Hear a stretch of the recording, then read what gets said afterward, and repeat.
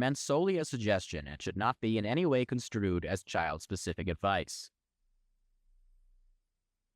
Dr. Doreen Granpeesheh, and Dr. Doreen is an expert in autism. Doreen Granpeesheh, Dr. Doreen Granpeesheh. Dr. Doreen Granpeesheh is a visionary in the field of autism. Now you can ask the questions on Ask Dr. Doreen.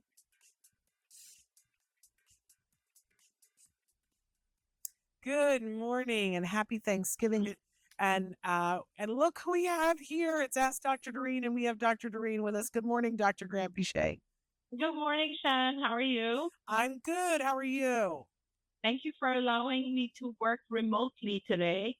Listen, you get to do whatever you want. It's your playground, and we're just here supporting. So wonderful. And thank you for being willing to do the show. I know everybody's got a million things going on. We're just 2 days away from Thanksgiving here in the United States. Everybody is either shopping or cooking or baking or something. But we are doing a show today, and it is live. And I want to tell you, we didn't tell you before, Dr. Granpeesheh, but the topic is gratitude and grief. Oh, lovely. Because it's kind of a mixed bag this week. So, want to say hi to everybody. If you're tuning in for the first time, this is Ask Dr. Doreen, and we are here with Dr. Doreen Granpeesheh. She is a true expert in the field of autism, been working in this field for over 45 years. It's just criminal to say it. Your skincare company does not appreciate you saying it because it would seem untrue. But she's been working this field for a really long time with generosity and a heart. And I say this, and I don't want to get emotional, but I don't believe that there's anybody in this field who does a better job of perspective taking and considering the individuals on the spectrum, their thoughts, needs, feelings, and concerns, but also taking into consideration what the needs are of the family that loves that individual, the family and friends and significant others. So we're all deeply in gratitude for Dr. Granpeesheh. Thank you, Shannon. Oh my gosh, don't even get me started. Okay, so and our fabulous, talk about gratitude, our fabulous Chris Desmond, which where would we be without Chris Desmond? Oh my gosh, right? I'm with you there. Yeah. I mean, seriously. A reason to get down on the floor and say thank you for Chris Desmond. But he's been showing you guys some of the different ways that you can connect. We are live. It is 2025, and it's 2 days before Thanksgiving, to give you a reference. I don't know what day that makes it. I guess it makes it the 25th. Okay. So we are live on Facebook, YouTube, and Twitter. You can be writing in. Of course, this will podcast and be available wherever you get your podcasts for free later on today. And just know that when you get it for free, it's a free download wherever you get your podcast, but you are going to hear some advertisement throughout. That's our way of keeping the lights on. If that is not your way of listening, just go to glow.fm/autism live. For $5 a month, you get literally everything we do with the Autism Network, including Ask Dr. Doreen, in your inbox, no ads, $5 a month. So not trying to take you to the cleaners. That's literally the cheapest we can possibly make it, and keep the lights on. So there you go. So shall we just dive in? And what would you like? We have some questions. You guys can be writing in right now, but we have some questions that came in before. Would you like a gratitude, a grief, or a question from Parker? I will let you.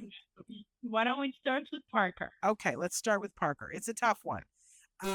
He says, Parker here, I have a question for you and Dr. Doreen. There is a major problem with parasocial relationships of celebrities and other people. It's very common among the autism community as well, stated by the convention fiasco about a stalker of a famous voice actor. The woman who's done the stalking is on the autism spectrum. I understand that you may not want to answer this question at all or right away, but I feel like it is a necessary question, especially with AI technology being the way it is. Are people doing weird, off-the-wall, borderline creepy stuff with it? Thanks for answering this, and have a good holiday season. Best regards. He says, P.S. I'm fine and enjoying my November. And he says, I have a lighthearted question that he may ask if he is watching. Parker, ask away. But this really, I mean, we are having an issue in the world with people being able to virtually stalk celebrities and such. And we have seen that for some folks on the spectrum, this can be a misunderstood thing, an obsession, a perseveration with a celebrity. But there is something about AI that I think it makes it harder for everyone not to understand the boundaries that are there. And I'm dying to know what you think about this as well, Dr. Yeah. Granpeesheh. It's an interesting time that Parker is asking this question because I was just thinking about it earlier this morning. There's absolutely, Parker, you're totally right that there are lots of opportunities to do wrong things using AI, first of all. The reason I was thinking about it this morning was because there's a new scam where someone will call you and tell you, there's something wrong with your bank account or someone's using your credit card, that kind of thing. And all they're really trying to do is record your voice when you're in dialogue with the individual on the phone. And then they will use this voice. And it's very easy to put voice on an image now using AI and make it seem very much like, oh, this is Doreen. And then I can actually call my bank or some other very secure place, request money transfer. And that's happening now. And it's very unfortunate that people are starting to use AI immediately for bad reasons.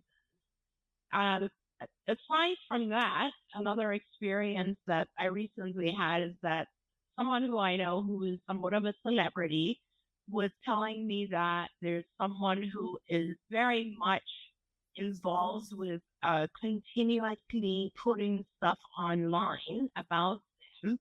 And they've come to realize that, all of this stuff that's posted on social media and also like all their online about this celebrity is being done by someone on the spectrum. And I don't think they have a bad intention. Or maybe, I think they're just very upset about something this celebrity did publicly, and they are not holding back. Like they're really, really going after this person's reputation online. And that is possibly because they're just angry and they're expressing themselves in ways that are not necessarily socially appropriate. So both of those things that you brought up, Parker, are very, very interesting and important things that absolutely are happening. I'm always amazed at how aware you are of things that happen in society. And it's unfortunate that, we've taken such a powerful tool already as AI and we're using it for negative when we could be using it for positive. Yeah. It's interesting because I know several adults that are on the spectrum that their parents have expressed. I want to be careful what I say because I don't want to identify anybody, but there's one person in particular who is so obsessed with one artist that they talk about it constantly, that, if they're at an event, they'll say that the person is coming to the event, that they've written to them, and that they'll be showing up at the event, and people believe them for a second. And somebody recently at a thing said, my God, if they are ever someplace where this artist actually is, what will happen? And that there is a concern about that. If you had a patient that was an adult who had a perseveration, what would you be telling the parents to do to sort of mitigate and stay safe? I'm putting you on a spot here. Yeah, no, not at all. It is, of course, the basis for this is the whole issue of perspective taking. So I think it's a matter of really working with individuals and teaching them to put themselves in the shoes of others and understanding things like, first, how in the long run, this is kind of like a long-term therapeutically what I would be doing, is really helping the individual understand how the person that they are so infatuated with would feel how someone stalking you feels like, right? So that's kind of the long term, because I think a lot of our folks, when they understand things like the other person's perspective, they do the right thing. Now, short term, I think in order for the individual not to get into trouble, I would just write down a set of rules. These things are okay, these things are not okay, and the things that are not okay, uh, will have consequences, and then becoming very clear about what those consequences could be, including but not limited to, interaction with the police, for example. So making sure that the individual really understands the consequences of what they are doing is very important. And it really kind of all goes back to not being able to really understand this. And I want to say that, just just that it's not just folks on the spectrum that struggle with this. Absolutely. Right. We're seeing a lot of lack of perspective taking in the world. And we all can, maybe with the exception of you, because I think you're really skilled at it. But I think we all can be guilty of it at sometimes failing to take the perspective or not being aware of the perspective of another person. So I want to get into one of what I consider a grief question. Dr. Doreen, I know my mom loves me. She tells me all the time that I'm her favorite thing ever. But sometimes she says how much she hates autism. It makes me feel like she must hate me because I'm autistic. I wish she didn't say that. What can I say to her so that she knows it makes me feel bad? Amazing. Yeah. And shame. And it's one great awareness to ask something like this. Yeah. I mean, I think if you said to your mom exactly what you wrote to us, I think your mom would understand. I think it is pretty amazing that you are completely aware of what's going on. And I think you just tell your mom, I think the one sentence that you could add to what you wrote for us is that I feel like I am autism. And when you say you hate autism, I feel like you hate me. Just say that to your mom, and I'm sure that your mom will be able to explain that she loves you and she feels like autism maybe has taken things away from you. And that's probably all she's trying to say. It's like saying, I love you, but I hate anxiety, because I see that when you have anxiety, you suffer, you struggle.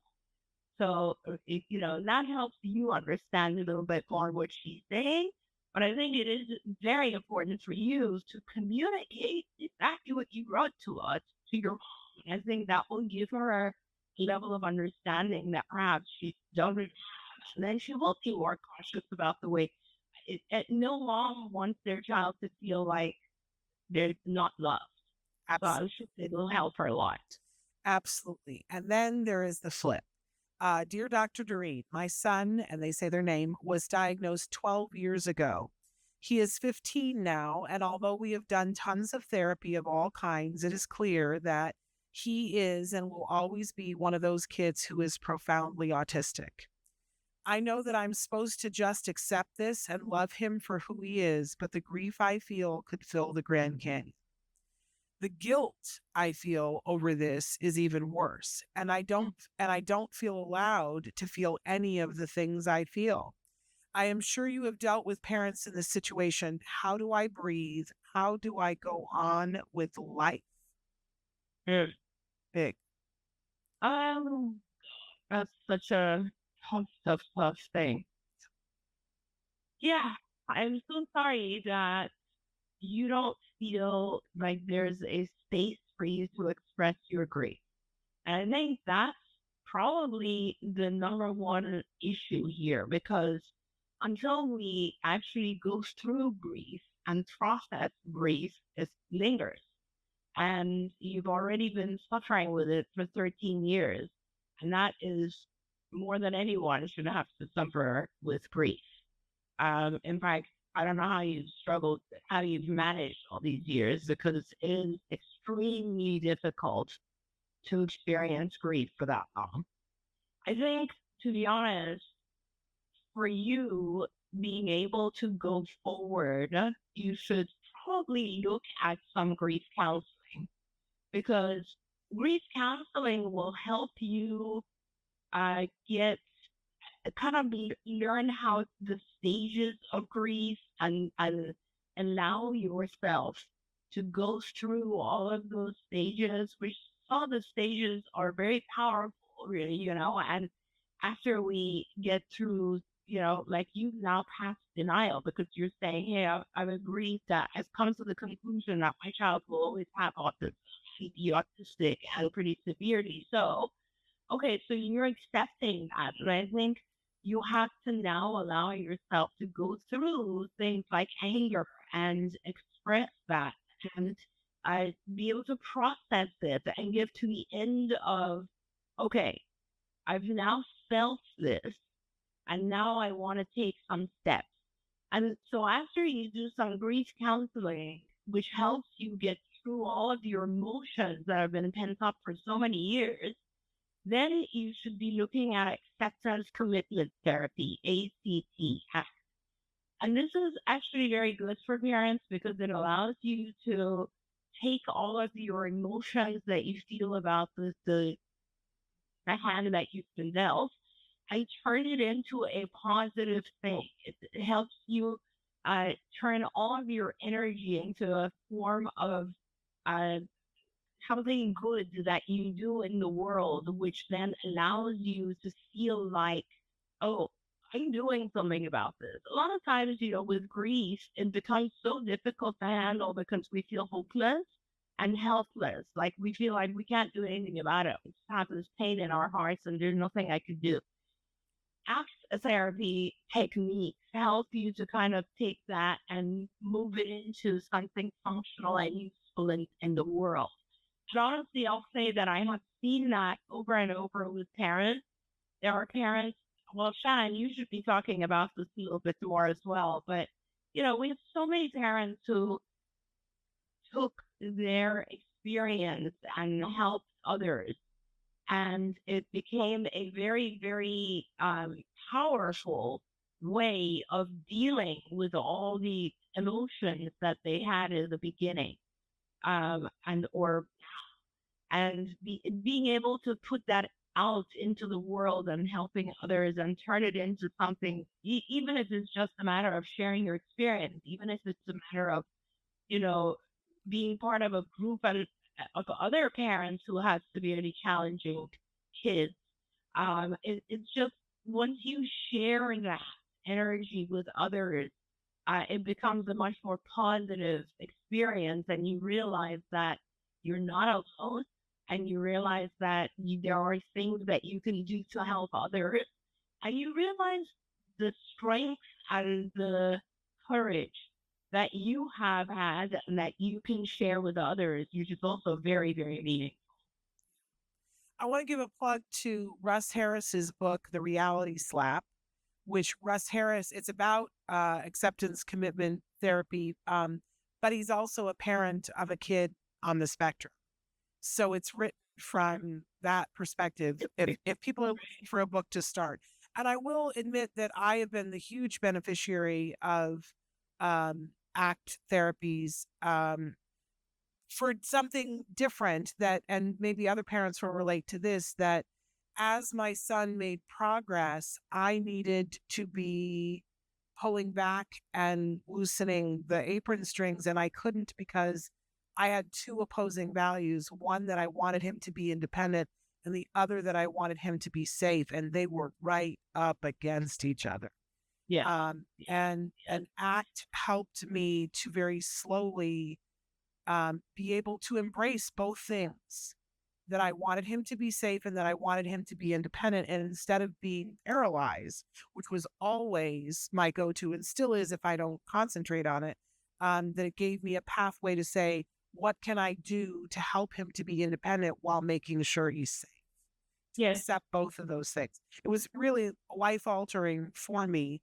But but I know a lot of other parents that have taken great solace in, as you said, ACT and being able to work through grief, uh, which they're entitled to. I do want to take just a second, though, and say that in this past week, I watched basically what felt like a car accident in social media to me. There's a mom that I follow that is such a beautiful writer and has a son that's considered profound, you know. Yeah. And she writes eloquently and shares their journey together, and she expresses sometimes, the grief of what's happening, and she's so brave, and she gets detractors on a regular basis. Then there's another fabulous young woman that I follow who identifies as being neurodivergent and usually has such positive posts.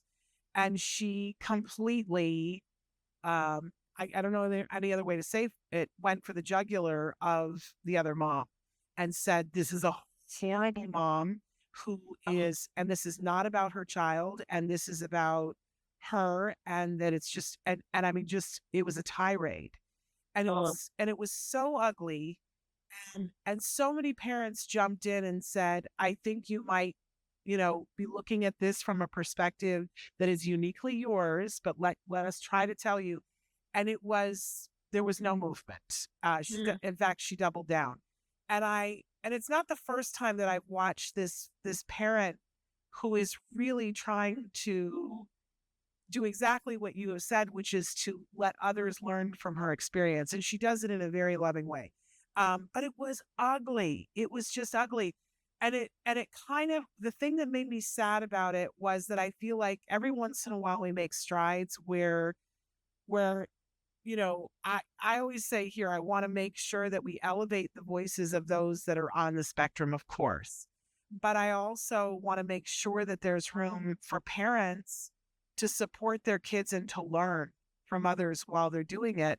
And they're entitled to have feelings while they're doing it. We all have to be very mindful and careful that we're not, in any way taking anything away from our children as we do that, because it's a very public forum. But sometimes it just goes, oh gosh, are we ever going to be able to meet in the middle? It's hard. Yeah. It's very hard. And it really all goes back to taking each other's perspective, understanding that people have different perspectives. All of it does. Right. And we're not even just talking about the world of autism. In general, you see like over the last, I would say, 5 years or so, there's been so much disagreement politically in the world, right? People are at each other's throats when it comes to their political choices. And I don't remember it ever being that heated, and at least not in my lifetime. And I have ideas about why it is where it is.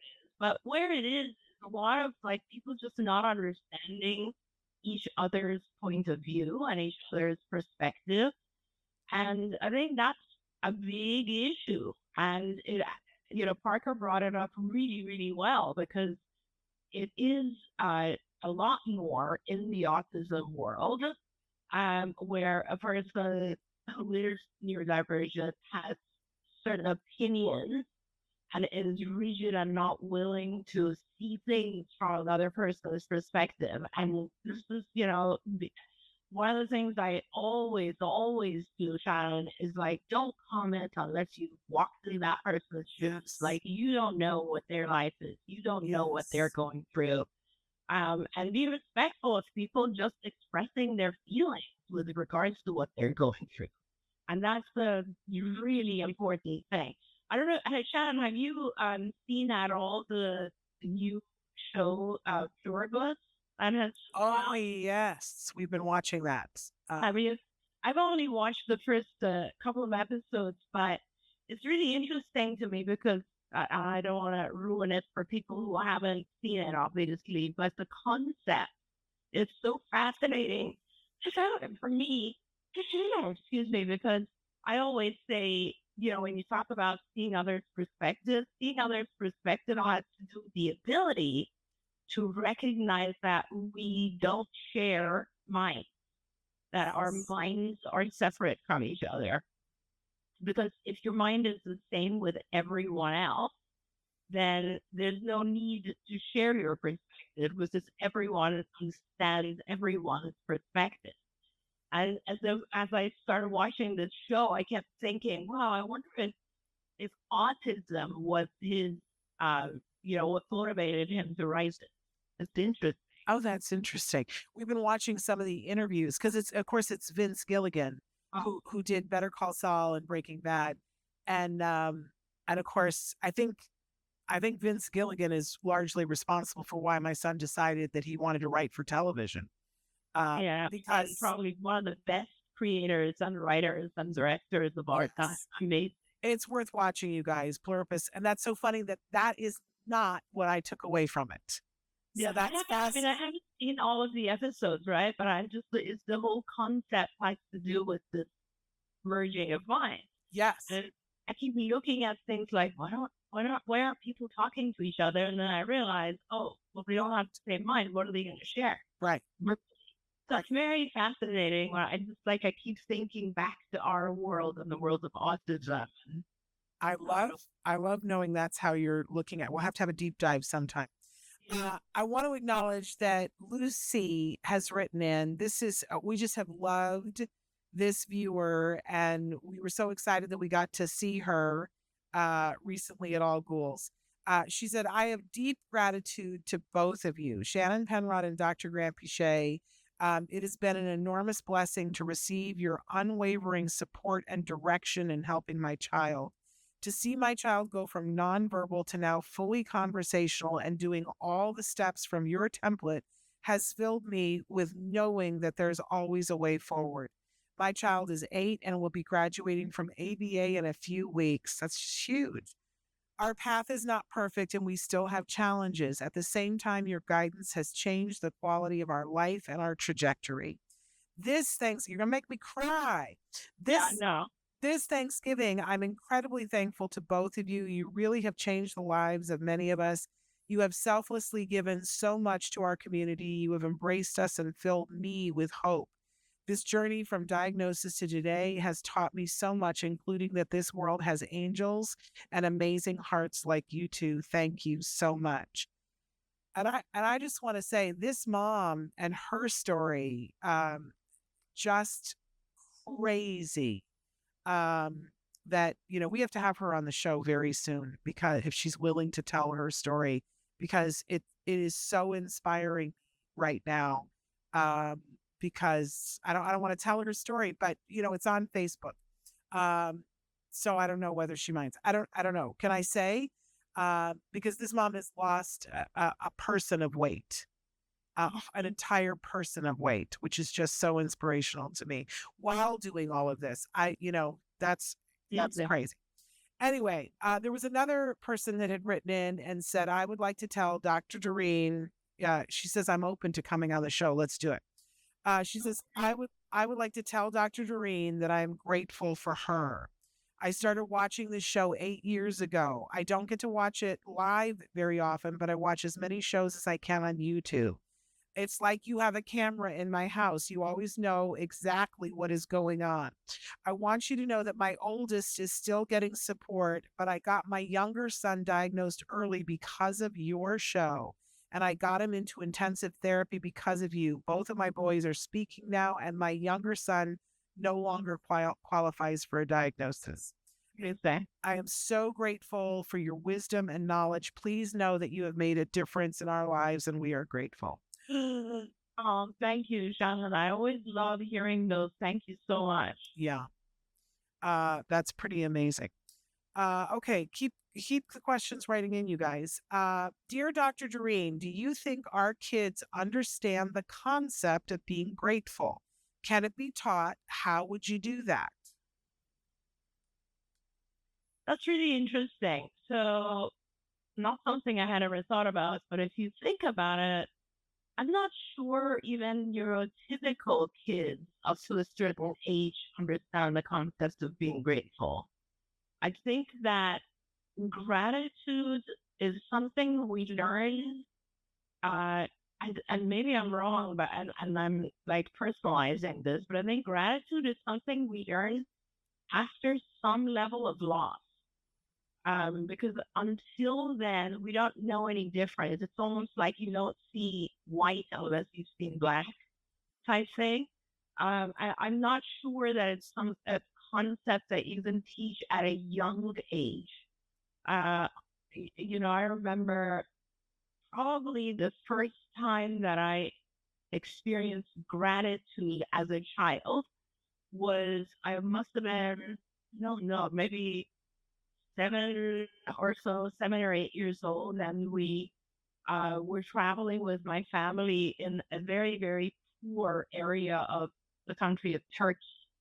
And I remember that was probably the first time that I sort of saw slums and people living under those conditions. And I came to realize, like, oh, people don't live the way we live. Like, there is this other thing and it's horrible. And I became so incredibly grateful for just everything that I had at that moment. And it was by no means, anything elaborate. It was just a normal, well, we in the US, we take so much for granted in our lives, and how our day-to-day lives are just so special and we take it for granted. But then when you see things like, let's say, how people live in Gaza Strip, or places where, they've grown up with war and chaos and poverty and so on. When you see those dark sides of things, then you come to realize how blessed you are. And that's gratitude, right? And I don't think children have the capacity yet to see those things. Obviously, we try not to let our children see those things, but obviously, young children living in those places, in Japan, like, have they ever seen anything different? And I think gratitude comes from a place where you look at what is positive in your own life and you see either negative things in your own journey or in other people's journeys, and you just say, oh, thank you for the things that I have. Thank you for not putting me through that. And so I don't know that it's something that a child can actually accomplish, a very young child, at least. It's interesting. Shannon. I never thought of it that way before. It's very elucidating to me. And of course it made me think, I do think that my son completely grasps gratitude now. And how did we get there? And I know that there were a couple of things that happened all at the same time. That my mom passed away, and later on that week was when the Newtown shooting happened, and it was right before Christmas, and it was just really a tough week all the way around for my family personally, but for the world, it was a tough week. And the whole next year, we were trying as a family to think, I don't think that Jem understood any of it. I don't think he understood. It was hard to understand that his grandma was. So he was 10 when grandma passed away. And I don't think he understood it, because I always say, when people say, I don't think they understand death, I'm like, do you? I don't. I don't completely get it. When somebody dies, I'm like, if somebody could explain it to me, so why are we thinking that a 10-year-old on the spectrum would get it? So, but anyway, for me, and this is what my mother had always taught me, it's about acts, that what do you do with your feelings? And so when Thanksgiving rolled around the next year, we found, because my son was 11 at that point, there were still things that we could have gone and worked in a soup kitchen, but at 11, that still would have been a little hard for him. Do you know what I mean? But there was an organization called Gobble Gobble Give. They're all over the country now, and they have all these volunteers, and you can volunteer in any one of a bunch of ways. But one of the things that you could do was make food, hot food, and deliver it, and they would plate up plates here in Los Angeles that go out to the homeless. So this is what we decided to do, and I woke him up early on Thanksgiving morning, and what we decided to do was make my mother's favorite dish, which is her scalloped corn. So that year and every year since, my son gets up and we make the scalloped corn and we drive it down and drop it off, and the people take it and they know us now, and they're like, oh, the corn's here. And then on the way back, we would talk about how that was going to fill the bellies of homeless people. And I thought, okay, he gets that. But what was interesting was that he didn't get it until we have featured many times on this show, lovely young man, Romario Snow, who had gone missing for 28 days and then his mother found him. And then we got to know Romario and his family. And my son has been around Romario and his two little sisters, and his abuelita. And, we got to know the family. And then Romario ran in the LA marathon and got separated from the person who was running from him. This was a couple of years after he'd gone missing, and he went missing again. Oh, Now, this was personal to us as a family. And so we made flyers and we went down to the area in Los Angeles where he had last been seen at the end of the marathon. And my son was with us, and he was probably 14 by that point. And we went around to everyone on the pier and handed out flyers. But in the course of doing that, it was nighttime, and we must have talked to 150 homeless. They were laying on the sides, and so I think it was the first time in my son's life that he knew what a homeless person looked like and talked like. I don't know what he thought beforehand, but he sat and talked with some of these people, and he said, Mom, I don't understand. These people are like us. And I said, Yeah. I know. And he said, but they're living out here and they're hungry sometimes. And suddenly that making of the corn and giving the corn had a new understanding for him. And he was grateful. The byproduct of that was he was grateful that he had a roof over his head. It had never occurred to him that he could be without a roof over his head. And suddenly he was grateful for the food on his plate because he understood what being, and I don't, homeless is not the right term. We say unhoused now, and I apologize. But you understand it was fascinating to watch the transition of him putting it all together. So on Thursday morning as a family, we'll be bringing the corn and knowing that it goes out to the homeless people, because I don't know what else to do other than take action. And I don't know how to teach it other than to take action. But that's how we did it. That was a long story. I don't know if it was. Yeah. No, it's a good story. It's a great story. And again, it's about being able to see, it's the two words, sympathy and empathy. Yeah. Right? It's kind of either you experience it yourself and therefore you now have empathy towards others, or you have sympathy when you see things like that. And most of those are what lead to the development of gratitude, I believe. Yeah. Well, and, having that appreciation about him saying to me, but they're just like us.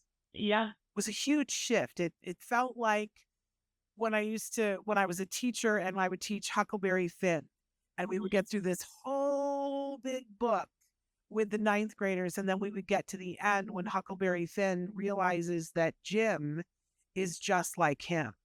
Yeah. Huge, huge message of like, oh my goodness, this whole time I've been looking at you as different from me, but we aren't. And there, but for the grace of God, go I phrase, that I was so proud of him that he got it. Yeah, totally. Yeah. And it's funny that the way you say that, it also goes back to, the whole therapist thing. And like, we are just like each other in so many ways. And that's why I like the idea of this series now, because I think it's so timely for so many of us to see how we are really similar in so many ways. And all we really look at or talk about are the differences as opposed to similarities. It's a powerful, powerful thing. So we have a lot going on in the world. There's certainly a lot going on in the autism community, and I'm happy to take questions, you guys. But since we have a couple of minutes and there's no question currently, Dr. Granpeesheh, would love to know there's been some recent chatter. There was the New York Times podcast. They were talking about possibility that a DSM-6 may be coming out soon. I don't know about that, but I would love to know for you what personally and professionally, what are you grateful for this year? And maybe if we have time, if there were a Yes. DSM, thank you, a DSM-6 coming out, what would you want to be different than the DSM-5? That's a loaded question. No, it's actually funny because I was this subject of the DSM, and not because of the article, but it just the whole concept. Somebody wrote in to me recently, a friend of a friend, that he said, "Do you know Kathy Lord?" And of course, I know Kathy Lord, who is the person who developed the ADOS, Autism Diagnostics Observation Schedule, which is the gold standard test for diagnosing autism. And we got around to talking about the diagnosis of autism, and apparently in an interview, Kathy had said something that I completely agree with, but I see two sides too. And she had said something like she regrets, I think she must have been involved with the Diagnostic Manual 5. And she was saying something like she regrets now that Asperger's was taken away as a diagnosis and that it was all kind of like brought in within the spectrum of autism. And I felt the same, in the sense that I felt like, oh, what are we doing now? We're reducing the differentiation, and just spectrum has always had a problem with the reduction of understand. Like there's such a huge variation between, as you said, individuals who are severely challenged and individuals who are very minimally challenged. And now, since DSM-5, of course, they all receive the same diagnosis, which is just ASD. Yes, there are severity levels. A lot of people don't know how to do the severity levels correctly in diagnosis as well. So that a lot gets lost in translation. But still, I kind of feel like if there is a new DSM, I think it would be important to have that differentiation, because it's there's so many problems that have come out of this. Individuals who are very minimally affected being classified as the same as individuals who are very severely affected. And the one thing I think that is the most important there is that those individuals who in the past would have potentially had a diagnosis of Asperger's, a lot of public figures who come out and say, I think I have autism. What they really have is Asperger's, which is a little bit different. It's just pure form of autism. And the reason I say that is that those individuals are very vocal, and they have a voice, and they talk a lot about what is right and not right for them. And what is right and not right for them is not necessarily right or not right for those who are very severely challenged. And that is really important, as you know, Shannon, like, an individual saying, hey, I don't want to be changed.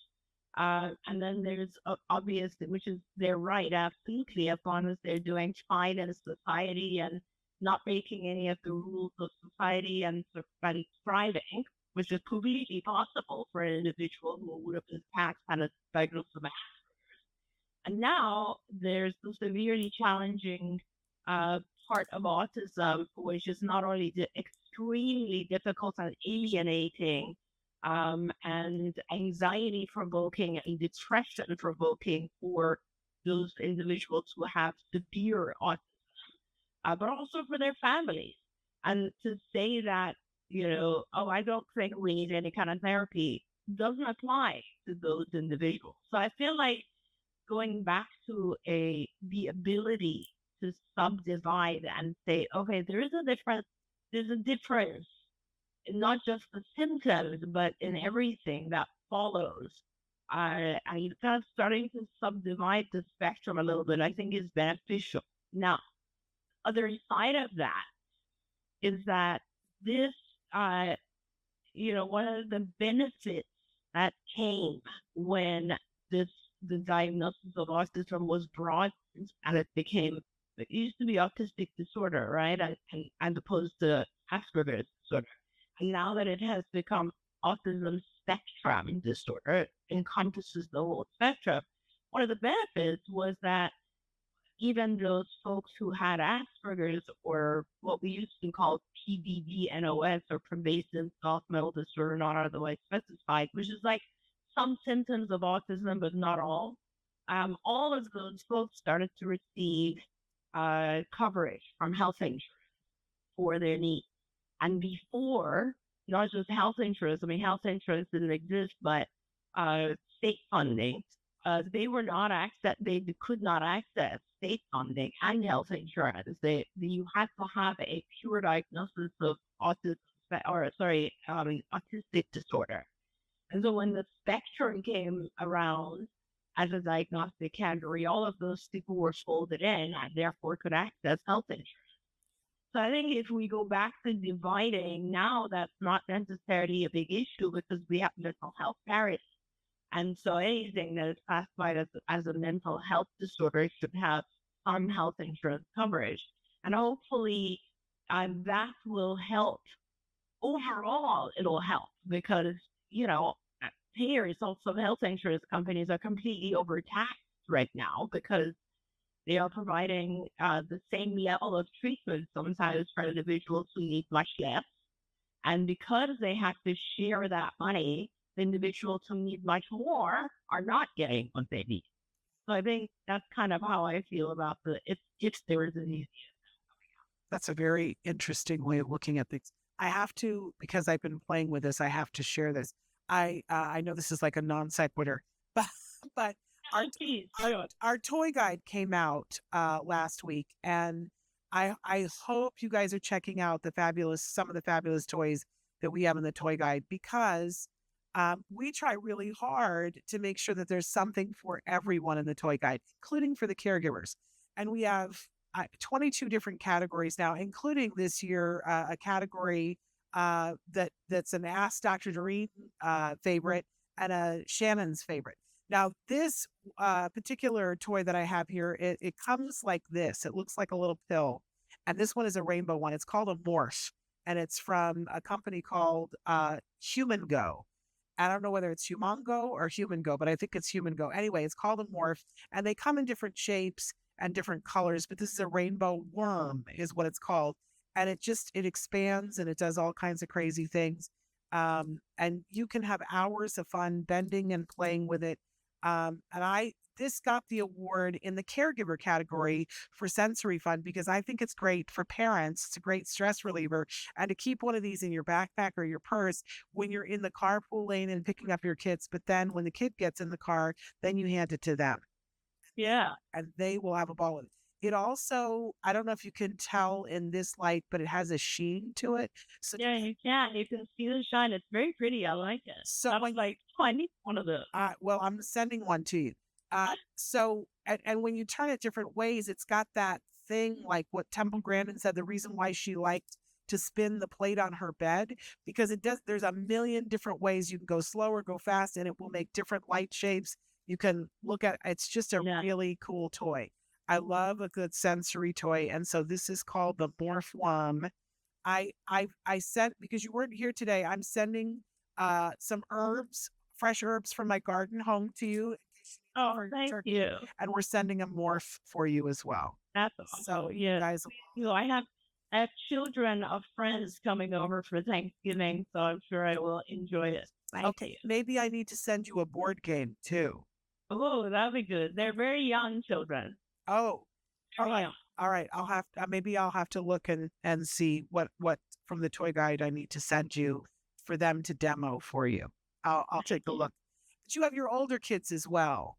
Yes, my kids are coming home, and I'm very grateful. That's one of the things they feel grateful for this Thanksgiving. One of the things we do at Thanksgiving, which people feel like it's a little weird, but I force everyone when we're sitting at the dinner table to go through and talk about what they're grateful for the year. And I will say I am probably the most grateful always for my kids and my husband, obviously, this, and my friends, such as yourself, and having these all of the incredible people in my life who are just so supportive and loving and produce such an incredible energy around me. That's like my biggest gratitude. And then, of course, for things like my mom still being around at 95, which is amazing. And health, which I am sometimes craving more than I have. It's just, Shannon, I am so grateful every day for just peace and where we live and the fact that we have the ability to make choices. There's just so much to be grateful for. I'm so grateful for my colleagues at CARI who work so incredibly hard and I know that sometimes they're doing that to feed me. So I just really, really appreciate everything that is around me and very, very grateful for all the blessings that have come every year of my life. Well, I appreciate that. And I want you to know from all of us, we're grateful for you. I just want to. And that's the truth. And I know, we had several people write in about that and more that expressed that throughout the year and that will express that in podcasts. Feel free to write in when you guys are listening later on. But we are, and I want our viewers and listeners to know that we are grateful for them. That this journey would have been you and I sitting in a room by ourselves, which I would have enjoyed, but not as much. From the beginning, when you and I started doing this so long ago, 15 years ago, when people tuned in and started asking questions, we both lit up like Christmas trees because that's when it was more fun. And that interactivity has always been the That's part of the show. Yeah. It's the reason for everything. Okay, we've got time for one last question, and I think it's the most important question of the day. What is your signature side dish for Thanksgiving? What do you make that no one else makes? I actually do the whole thing, right? So I cook everything. And it's the whole day. I haven't even this year. I'm so far behind. I haven't even gone shopping for anything yet. I need to be brave and hit Costco sooner or later. But I do all of it. I do the stuffing, the mashed potatoes, and the yams. My son loves yams with marshmallow and caramel, so I have to do multiple types of yams and lots of different types of sides. My husband this year is contributing and making scalloped potatoes. Very, very good at. So that's going to be lovely. And then I have friends coming over, and they usually bring like various types of vegetables as well. So it's going to be a fun big dinner. What about you? Do you have a favorite side? Well, I think, I've made it for the office before. I like to make the roasted butternut squash with beets and Brussels sprouts. And depending on who is there, maybe adding feta cheese to that, maybe walnuts. But a lot of times we have people that are lactose intolerant or can't do nuts. So, but all the herbs in that as well. To me, it's all about the turkey, which I don't eat, and the vegetables. And for me, I don't do mashed potatoes anymore. My blood sugar can't handle it. But I make a mean cauliflower, parsnip, and white bean thing that is just like mashed potatoes, but it tastes better. Sorry, I will never go back. Anyway, I hope you have a wonderful Thanksgiving with us. I hope that you do too. And I'm going to send a couple of things home with the herbs. I think Sarah's going to bring them to you today or tomorrow. So, and a couple of games so that you guys can have some fun playing some stuff. Thank you so much. All right. Well, we got like a minute and a half. We're never pushing for time.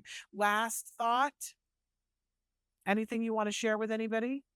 No, I'm just grateful for our viewers and would love to have more participation in the coming year. I feel like the same as you said, but I love that we still have a lot of viewers, and even if they're watching the show afterwards, I appreciate that.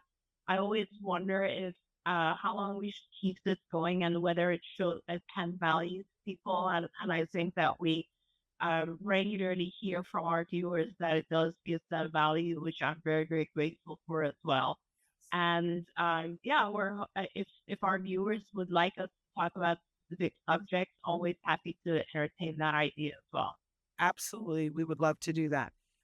So write in, you guys, even in podcasts, let us know what you want because we do enjoy it. And if you have a comment that you want to send to me, you can always send it to me and I'll share it with Dr. Granpeesheh. You can write to me at Shannon at autism-live.com. That's Shannon, SHANNON, at autism, which we all know how to spell, -live.com. And Chris put it on the screen because Chris is like that. And thank goodness for Chris. Okay, we're officially out of time now. Dr. Granpeesheh, good luck. Thank you. With cooking. And we will be back here next week. So make sure that you guys are here next week. Until then, happy Thanksgiving to everybody. Sending a hug for you guys and one for your kiddos too. Bye-bye for now. Bye, Shannon. Bye, everyone. Don't forget, you can watch Ask Dr. Doreen live every Tuesday morning at 10 a.m. Pacific time. We hope to see you there.